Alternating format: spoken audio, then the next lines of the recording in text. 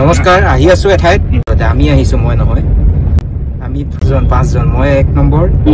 এক নম্বৰ ধৰিছো আৰু 4জন আছে একেলগে আৰু এখন বিলাসী বাহনত আহি আছো বিলাসী গাড়ী আসলতে নহয় এখন সাধাৰণ গাড়ীয়ে হয় কিন্তু টেকনিক্যাল সাইডৰ দিশৰ পৰা অৱশ্যে গাড়ীখনৰ যেটো দিশ সেই দিকটো অলপ উন্নত মানৰ সেই কাৰণে আসলতে কৈছো আমি যাত্ৰা আৰম্ভ কৰিছিলো খুনাৰী চহৰৰ পৰা আৰু খুনাৰী চহৰ আপোনালোকে জানে বৰ্তমান চৰাইদেউ জিলাত আছে কিন্তু আগতে শিৱসাগৰ জিলাত আছিল অৱশ্যে আৰু খুনাৰীৰ পৰা অকণমান দূৰ আহিয়ে এটা অতি সুন্দৰ পৰিৱেশ দেখা পাইছিলো এনেকৈ চিৰহেউজীয়া এটা পৰিৱেশ আৰু অকণমান মই কেপচাৰ কৰিবলৈ চেষ্টা কৰিছিলো আৰু খুব এটা সুন্দৰ পৰিৱেশ আৰু আপুনি যদি সৌ দূৰলৈ চাই দেখা পাইছে এই ধাননি যিবিলাক পথাৰ সেই ধাননি পথাৰবিলাকৰ ৰং একেবাৰে সোণালী ৰঙৰ হৈ উঠিছে ধানবিলাক পকিবলৈ আৰম্ভ কৰিছে আৰু আসল কথাটো কি হল জানে আমাৰ যি অসমৰ যি সৌন্দৰ্য প্ৰাকৃতিক সৌন্দৰ্য কিন্তু আন ঠাইত আপুনি দেখিবলৈ নাপাব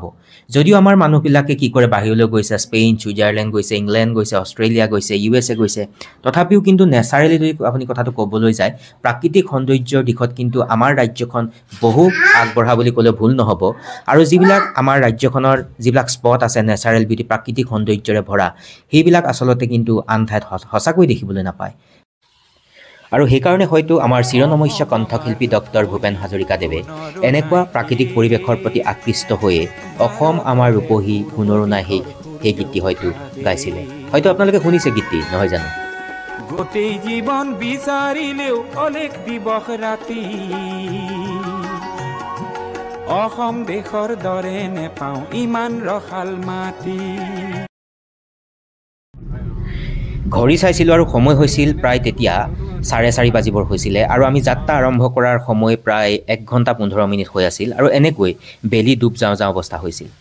এটা অতি সুন্দৰ পৰিৱেশ আছিল আসলতে এইটো নেশ্যনেল হাইৱে 37ৰ দৃশ্য আৰু যদি ক'বলৈ যোৱা যায় এই NH 37 হ'ল আমাৰ ৰাজ্যখনৰ আটাইতকৈ দীঘল ৰাষ্ট্ৰীয় ঘাইপথ আৰু ইয়াৰ যদি দৈৰ্ঘ্য ক'বলৈ যোৱা যাব 356 কিলোমিটাৰ অগ্ৰসৰ হৈ আছো ডিব্ৰুগড় চহৰলৈ বিশেষ এটা কামত আৰু বৰ্তমান আহি পাইছোহি মৰাণ পাৰ হৈছো NH 37ৰ ওপৰেদি আৰু বেলি ডুব যাওঁ অৱস্থা আন্ধাৰ নামি আহিছে আৰু এই সময়খিনিতে আসলতে মন গ'ল কিবা এটা অকণমান কথা পতাৰ আসলতে বহু দিনৰ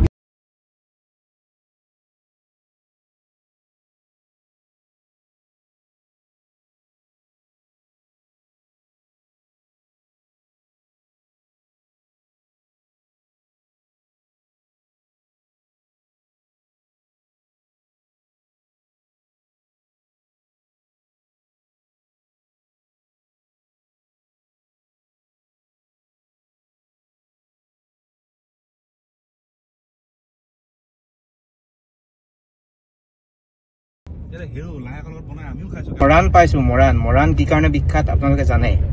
মৰাণত আছে অইল ইণ্ডিয়া আছে অইলৰ কাৰণে বিখ্যাত বুলি ক'লে ভুল নহ'ব আৰু আচলতে উজনি অসমৰ কথা যদি আপুনি কয় উজনি অসমত আপুনি সামগ্ৰিক যদি আপুনি পৰিৱেশটো চাই সামগ্ৰিকভাৱে যদি পৰ্যবেক্ষণ কৰিব উজনি অসম কেৱল মাত্ৰ সেই অইল ছেক্টৰৰ লগতে আচলতে আগবাঢ়ি গৈ আছে ডেভেলপমেণ্টটো আছে কিন্তু যদি আপুনি উন্নয়নৰ কথাটো কয় উন্নয়ন হৈ আছে কিন্তু আপুনি ট্ৰান্সপৰ্টেশ্যন যিটো আপোনাৰ আমাৰ ৰোড যিটো আমাৰ চিষ্টেম ৰাস্তা ঘাটৰ যি ব্যৱস্থা যদিও চৰকাৰে বিহিত ব্যৱস্থা গ্ৰহণ কৰিছে তথাপিও কিন্তু বৰ্তমান কিন্তু যদি ক'বলৈ যোৱা যায় সঁচা অৰ্থত তেতিয়াহ'লে কিন্তু উন্নয়ন আৰু বহু বাকী আছে উন্নয়ন বাকী হৈছে বুলি ক'লেও ভুল হ'ব কাৰণ উন্নয়ন বাকী হৈছে আছে বুলি কোৱা মোৰ কথাৰ উদ্দেশ্যটো এইটোৱে যে ইয়াত আচলতে বহুত হেভি বাহনবিলাক চলে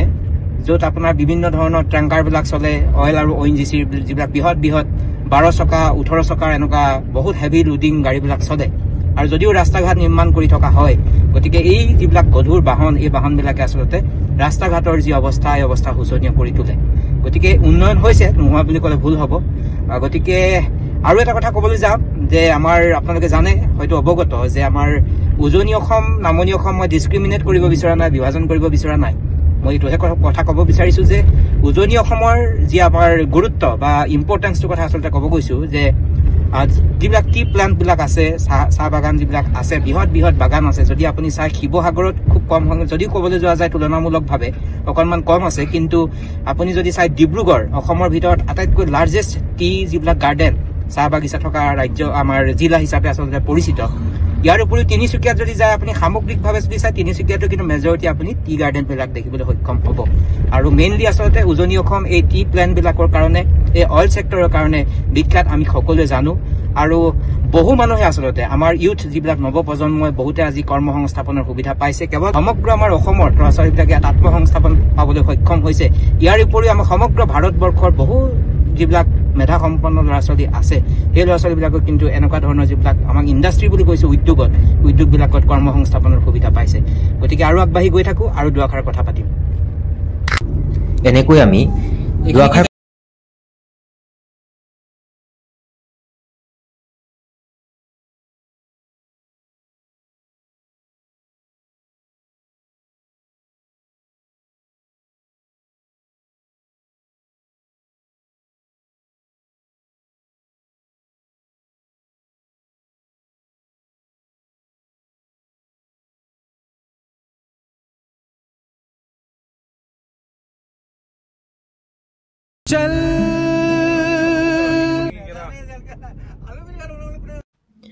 ইয়াৰ পৰা কিছু নিলগত এখন বিশেষ বজাৰ বহে আচলতে যদি ক'বলৈ যোৱা যাব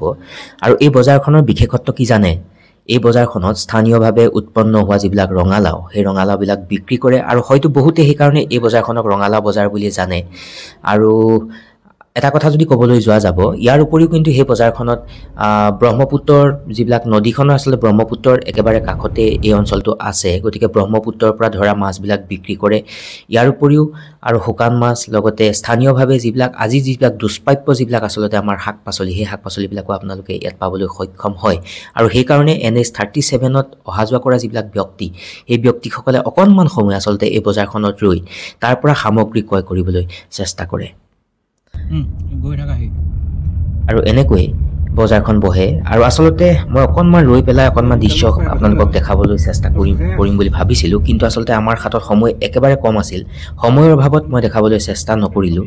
আৰু সেইকাৰণে সময়ক প্ৰাধান্য দি আচলতে অগ্ৰসৰ হৈ গৈ থাকিবলৈ চেষ্টা কৰিলোঁ আৰু এনেকৈ ইয়াত বিভিন্ন ধৰণৰ স্থানীয়ভাৱে যিবিলাক উৎপন্ন হোৱা শাক পাচলিয়ে হওক মাছেই হওক বা ৰঙালাওবিলাক ইয়াত বিক্ৰী কৰে আৰু বহুতে এয়া কৰ্মসংস্থাপনৰ পথ হিচাপে বাছি লৈছে এনেকৈ ব্যৱসায় কৰি আৰু যদি আপুনি চাই এই কাষতে যিবিলাক ধৰক ডাঙৰ বৃহৎ অঞ্চল পৰি আছে খালী মাটি পৰি আছে এই মাটিবিলাকত তেওঁলোকে শস্য ৰোপণ কৰে আৰু ইয়াৰ পৰা উৎপাদিত যিবিলাক সামগ্ৰী সেই সামগ্ৰীবিলাক বা পাচলিবিলাকে কি কৰে উৎপন্ন কৰি তেওঁলোকে ইয়াত বিক্ৰী কৰে আৰু বিক্ৰী কৰি আচলতে তেওঁলোকৰ যি জীৱন সেই জীৱন বা তেওঁলোকৰ পৰিয়ালটোক এনেকৈ চলাই আছে এনেকৈ আহি আমি আমাৰ গন্তব্যস্থান আহি উপস্থিত হৈছিলোহি আৰু সোণাৰীৰ পৰা ডিব্ৰুগড়লৈকে আহি থকা আমাৰ যাত্ৰাৰ সময়ছোৱাত যিখিনি অংশ মই কেপচাৰ কৰিব পাৰিছিলোঁ সেইখিনিক আপোনালোকক অকণমান দেখাবলৈ চেষ্টা কৰিলোঁ আচল কথাটো কি হ'ল জানে যেতিয়া আপুনি আপোনাৰ মনেৰে মিলা অন্তৰংগ বন্ধুক আপুনি লগ পায় বহুদিনৰ বিৰতিৰ পিছত আচলতে তেতিয়া বহুখিনি কথাই মুক্তভাৱে পতাৰ সকলোৱে মন যায় আমি তেনেধৰণেৰে মুক্তভাৱে বহুখিনি কথা পাতিবলৈ চেষ্টা কৰিছিলোঁ এখাৰী কথা আছে আৰু আমি সেই কথাখাৰী সকলোৱে জানো যে বিপদৰ বন্ধুহে প্ৰকৃত বন্ধু আৰু সেই কথাখাৰীক সাৰোগত কৰি আমি আটাই এজন ভাল লগা বন্ধুৰ এটি খবৰ ল'বলৈ আহিছিলোঁ অৱশ্যে ভাল খবৰ বেয়া খবৰ নহয় এটা কথা উনুকিয়াব খুজিম বন্ধুৱে বন্ধুৰ সুখত সুখী আৰু দুখত দুখী হ'ব পাৰিলেহে বন্ধুত্ব যি শব্দ সেই শব্দটিৰ অৰ্থ থাকিব গতিকে সকলো ভালে থাকিব নমস্কাৰ টেক কেয়াৰ